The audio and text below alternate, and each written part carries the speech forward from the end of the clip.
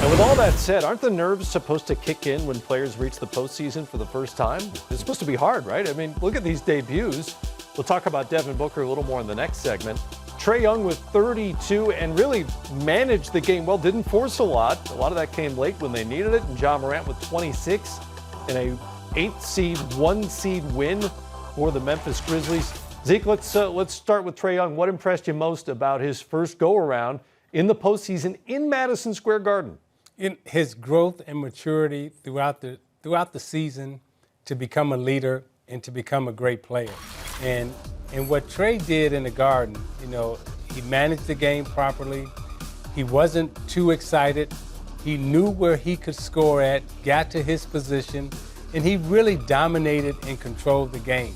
Not only did he dominate and control the game, but the last shot that he made, he was so under control, so poised, that you wouldn't expect that from a guy his first time out. But he looked like he's been there before. And when you look at Jordan, you look at Reggie Miller, and now you look at Trae Young in terms of having that performance in Madison Square Garden, that's big time. It lets you know that he's arrived. There is going to be a changing of the guard, and the next two guards are going to be Trae Young and Morant. Well, and Morant was great against Utah as he's been in the play-in games before that. Obviously a very different kind of player because he relies so much on getting into the paint, but he was able to do it against a great defense. It's amazing to me to see a guard be able to get lay-ins in the fourth quarter of playoff games. Normally that paint just gets shut down. It's impossible to get in there. But the he's so crafty. He jumps off his wrong legs that time. He shoots left-handed and right-handed. He never lets the big guy get a real feel for when he's going to shoot it. But I'm so impressed with his ability to get in the paint.